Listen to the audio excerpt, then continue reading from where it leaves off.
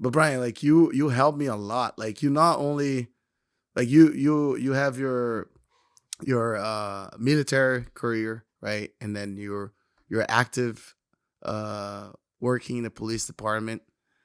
You're from the SWAT team right now, Yeah. right?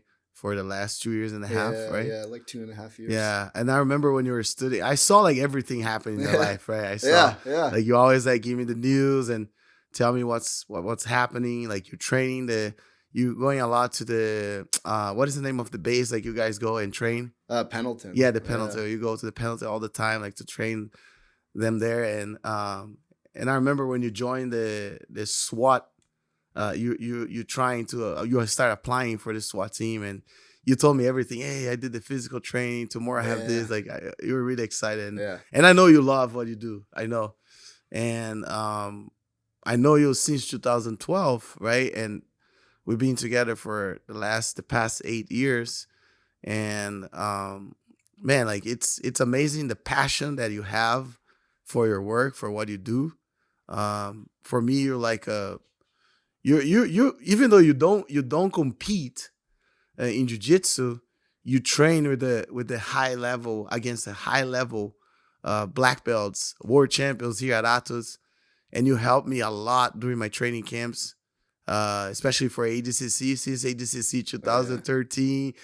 You're there every day, like training, and then ADCC 2015, you're there every day training. 17, you're there every day training. 19, you're there, man. Like you came like you complete 4 ADCC training camps, and you're not a competitor. You just came and help us, but you are a real competitor on the streets, right? You gotta help the community, right? Like every single day, you're there. You gotta be prepared, and a lot of cops, they don't know how important it is to keep active, to keep training jiu-jitsu.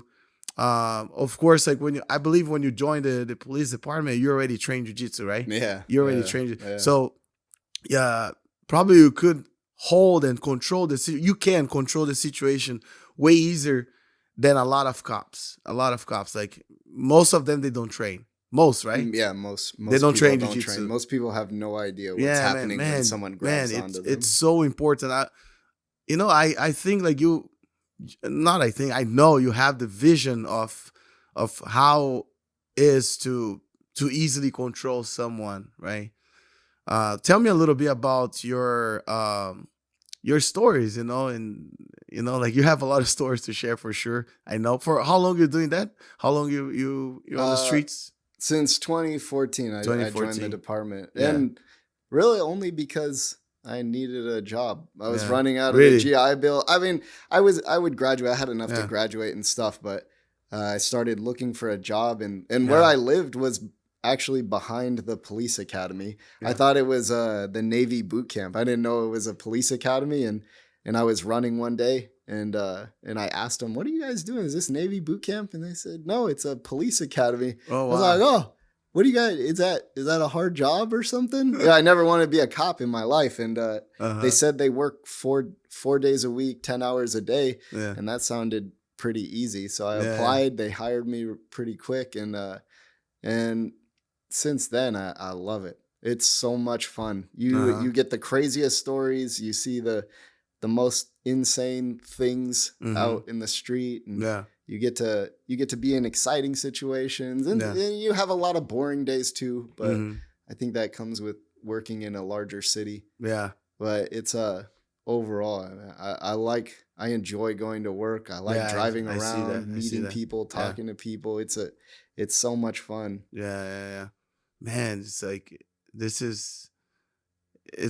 I don't know if I could be a cop, like it's difficult right now. It's a little awkward. Sometimes, yeah. That's why I want to do this podcast with you, because I know there's let's say a negative side right now against cops. Yeah. We're not everyone's friend at the moment.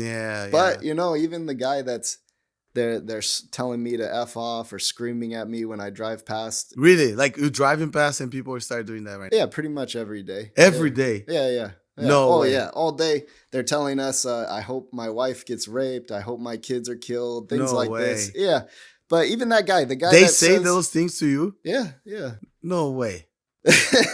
Every day. Yeah, every day. That's crazy, Yeah. man. Even sometimes people call us, we show up, and then they're mad that we showed up, you know? No way. Yeah, yeah. That's crazy, Yeah. man. Oh But my even God. those guys, the guy that's mean and saying mean things to me, if he calls me for help, I will show up and I will help him as best as I can. Of course, yeah. It doesn't Doing your matter if job. he hates me. I'm here to help him. Yeah, you know? yeah. And that's, I think, like all the cops I know, they're all like this, and they wanna help. That's that work like draws people. You know, they want to be there in front, and that's what people don't someone. understand sometimes. Yeah, unfortunately, I believe like all this that's happening is because they're not prepared, right? Like a lot of cops are not prepared. This is true. Yeah, like they lack on confidence. And because they're not prepared, like things happen. But also, there are certain situations where the cops they need to take an action, and sometimes people think they take the wrong action while they're doing the right thing. That's true. It's like when you are a white belt. You know, you are a white belt in in Jiu-Jitsu, for example. You're a white belt. You don't know what's going on, and then you just like, like. What he did is wrong, but it's not. It was the right thing, because you don't know what's happening. You don't know the law. You don't know like the job of that person. You just like judge, like you just say, oh, this is completely wrong, right? Of course, there are like things that they do that the cops they do like it's wrong, But I believe maybe, I don't know if I'm wrong. You tell me, like maybe like 90-95% of the time, like it's not that wrong, right? Yeah. Most of the time, there's millions of interactions, yeah, all throughout the country happening every single day, and almost all of them go unnoticed. So it's definitely very rare where there's a controversy. If there is a controversy, we all hear about it, instantly, because everyone's got it on their phone and stuff. And this is all my opinion, but of course. San Diego County has a regional police academy. It's like 6 months long, and I can't remember, but I think the average police academy for the country is like 5 weeks or something. Wow. So here in San Diego, we're pretty lucky that the county as a whole, as a collective, came together and we're like, we're gonna try and really train our new officers. So our guys coming out of the police academy are very well prepared to handle a lot of situations. And they do defensive tactics once a week. They go to the shooting range once a week until they graduate. The problem I see after graduation is there's not a lot of sustainment training, and it comes down to money, really, money, culture. Yeah. The cops that you see out there training jiu-jitsu, or they're going to the range, they're doing that on their own personal time because they want to be better. They're not okay with being average. Yeah. And there's a lot of cops that are like that, but my goal is always to encourage as many as we can. It's like, imagine like, for my perspective, it's like, I want to be a world champion. I want to be or a jiu-jitsu champion, and I just don't train. I just go. I go to the tournament without training and hoping I can handle the situation. That's what's happened sometimes, right? Like, well, one of the frustrating things I'll see is there'll be some clip from someone who says, well, the officers are trained to do this. And you're like, that might be true, but that training may have occurred 5 years ago and they haven't done it since then. I teach you how to do an arm bar, I could teach it to you for 6 months. You do that arm bar every single day, all day long for 6 months. And then I never teach it to you again and you never do it again. And then 6 years from now, you try to do the arm bar, you're going to mess it up. Yeah. You have to constantly you have to constantly practice and be doing repetitions and keeping yourself proficient. And that's what happens sometimes. They do like one course and they think that's enough for the rest of their life. Yeah. Right? Well, I see that's the problem with a lot of training classes. I go to a lot of schools and like go to a shooting course or a weapons course or something like this. And people think that they go to that course and they're going to get better. It's not the course that makes you better. You go to the course, they give you new ways to train. The mindset. Yeah, the mindset. They give you they introduce you to skills, And then the time between that course and your next course, it's your responsibility to incorporate those new skills into your own training program. That's how you get good. Yeah. And I think a lot of people, they rely on the class itself. Oh, this class is going to make me good. The class won't make you good. Yeah. It's the training you do after the class using the stuff that the class showed you. That's what will make you good. And you see too many people relying on the class. The class should be your pressure test. Yeah. You know, I go to, like, if you, the guy I talked to you about, Craig Douglas at ShivWorks, you know, you go to his class. If you've been there before, you go to his class, it should be a test on how you're doing, because they're going to do scenarios and you're going to see how you perform in the scenarios. The class isn't going to necessarily teach you. It's not going to make you better right then. It's going to tell you how you've been training up until that point. And then you use that as your benchmark to develop what your next, you know, whatever, 6 months or so of training is going to be. You know, like here we do you do a roll on Tuesday. We roll. Okay, I got my guard passed on the left side 9 times.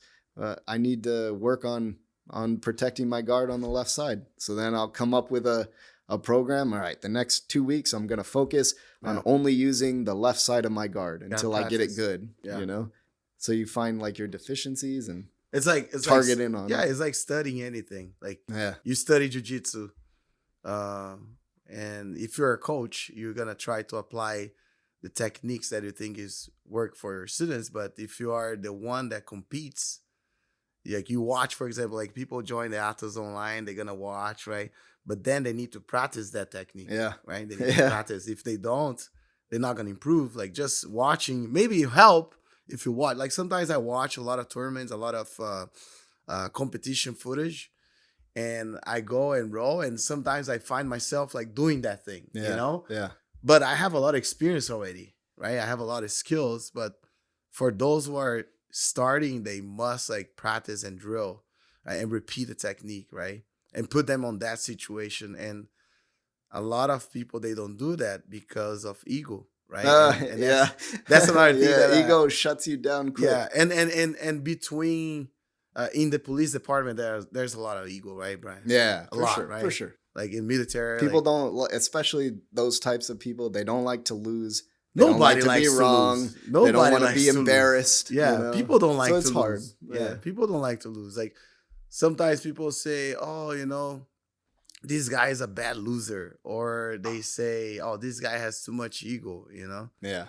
But like if you see those who the people that doesn't agree in being an average, right? Being an average guy, they hate to lose. Yeah. You know, like my wife say, like the hate that you have for losing must be bigger than the love that you have for winning. That's true. You know what I mean? Like because you love winning, right? It's great.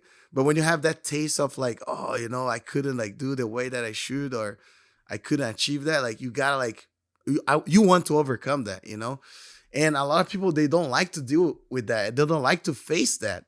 So maybe that's why they don't train. You know, they don't think about training because they like, oh, if I go there, I'll lose. Oh, if I go there, those guys will tap me. Or if I go there, this guy will show me how weak I am, you know? But they don't understand after you practice, after a while, you're gonna improve and you're gonna be stronger. Yeah. You know, and you're gonna get better. It's definitely that. I mean, that's the reality of it. You know, you're going to lose. You're going to get embarrassed. And you just have to suck it up and eat it. You remember Pedro? Pedro? He was a white belt in the. Pedro. Yeah, Pedro. So he told me. Shout out to Pedro. Yeah. Pedrinho. Yeah. He told me one time, he's like, man, I don't remember how many times you won worlds, right? He said, let's say Andre won worlds 5 times, but he's been doing worlds for 20 years. That means he lost 15 times. Yeah. No one says he lost 15 times. No one cares. Yeah. They just care, dude, he won 5 times. You know? And I thought, that's true. How many times have you failed? Like way more than you've succeeded, you know? Yeah, for sure. So it's okay to lose. It's okay to fail. And I was rolling with, I think I told you about it, but I was rolling with my buddy Chris. He's new to jiu-jitsu, new to fighting. And I had him hold. We were using the fake gun, and I had him in my side control. I'm on my back, and I had my gun exposed with his hand on the gun, and I said, "Your goal is to get out the gun, and my goal is to keep it." And we were just working from there to try and figure out what's the best way to keep the gun in the holster. And man, I died really? I died so many times, but it's okay. That's the only way you're gonna get better. You know, you got to go in, you got to get beat up, you got to be miserable. Fun, huh? It's like playing video games. For me, it's fun. Yeah, you know, when you play a video game, you die, and then you like continue. Yeah. You try again. Until it's real. In the training. Exactly. Until it's real, then the heart starts to pump a little faster in the real world, you know? Oh, man.